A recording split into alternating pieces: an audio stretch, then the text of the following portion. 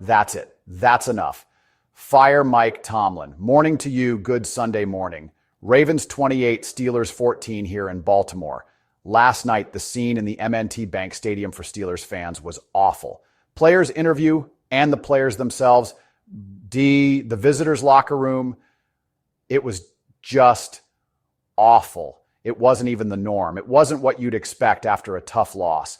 Guys being down, guys being inconsolable, guys having their heads down for extended periods. Although there was a lot of that. Guys were hurt. Guys were physically sore. They'd gotten beaten up. And we're going to have you and I all summer, or at least as much of it as you're willing to commit to listening to a program like this, to talk about what went wrong in the game. Specifically in the first half, in this losing streak that ended the season going from 10-3 to 0-5, going from a top 10 offense, at least in a couple of categories, to that. What you saw. Going from a top 10 defense to getting just embarrassed. You know, that term gets overused a lot in sports, but that was an actual embarrassment. Deshaun Elliott put it best. He said that was belt to ASS. And the number of people who were responsible for it is exactly the number of people who made the trip. Everybody. I mean, everybody. There are no exceptions. There's no who's to blame individually or who's most to blame or who's least to blame or who deserved more blame. No. This was just, even by the standards of the Steelers' recent playoff abominations, this was the lead abomination. And that seldom happens unless there are a whole lot of participants in that process. But there's been one common denominator through all of it.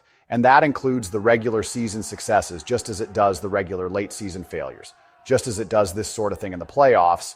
And invariably, when it comes down to it, when it's the biggest games, the ones that involve the most prep, the ones that involve the most creativity and dynamism and aggressiveness and counterpart punching as a punch, this team delivers this kind of result. And that is not conducive either to winning a Super Bowl or toward building up in the direction of a Super Bowl. My firm belief after this game, and I've been patient, that I've been open-minded, that hopefully I've been fair to this head coach, but what I can't be convinced of after this broad outcome, meaning this collapse, and that's what it deserves to be called, a collapse, is that significant change should follow. Within that, I can't be convinced that there would be significant change unless that also includes a change at head coach. I feel like for me, this has gone in layers. I'll have a year in which I say, hey, this offensive coordinator is killing them. Change the coordinator and let's see how they do, because there are certain things that Tomlin does well. Okay, the coordinator was changed, and early in the game last night, Arthur Smith showed real signs of those boats being burned, at least in terms of schematics. He tried different things. They didn't work. But how much of that was Smith's designs and how much of that was, for example, Tomlin being unable to hire an offensive line coach who's worth anything since the departure of Mike Munchak? Think about that. Think about the impact that had on this season. Defensive coordinator, as we've been saying for the longest time, and he really hasn't denied it, is Tomlin in a de facto way. And this was a non-de facto disaster from that standpoint. Remember, one of the things that I had warned you about in advance of this game was that if the Steelers were going to win, they needed to contain Lamar and come after Lamar Jackson from side's edge contain. The Ravens this year, unlike in other recent years, are equipped to move forward through that. And boy, did they do that. 299 rushing yards. Not yards, rushing yards.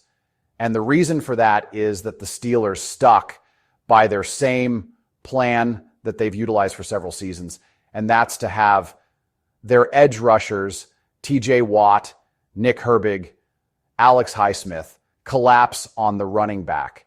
In other words, they come in from the sides, make sure that Lamar Jackson doesn't escape to either side, but then come in on the running backs. Well, guess what? John Harbaugh and his staff, they actually thought of something. And they thought that if and when the Steelers were to invariably do this, Lamar was going to make a read.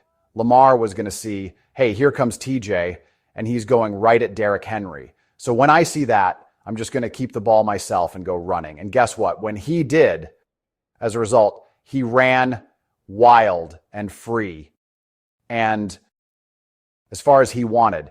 And this lasted into the second quarter and then into the third quarter.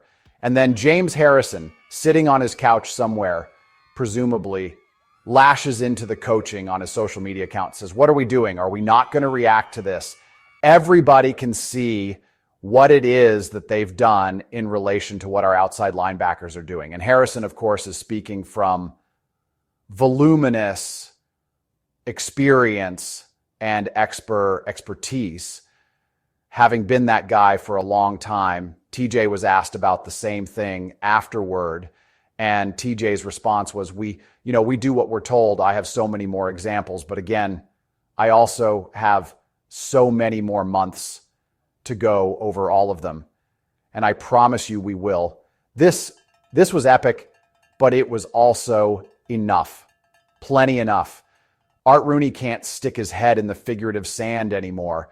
He can't say things like he said a year ago, that meeting in the office I was sitting in, about how he's tired of this, time to start winning these games, and then watch not just an isolated event, not just one night here in Baltimore, but 6 whole weeks of prequels. So much has to change.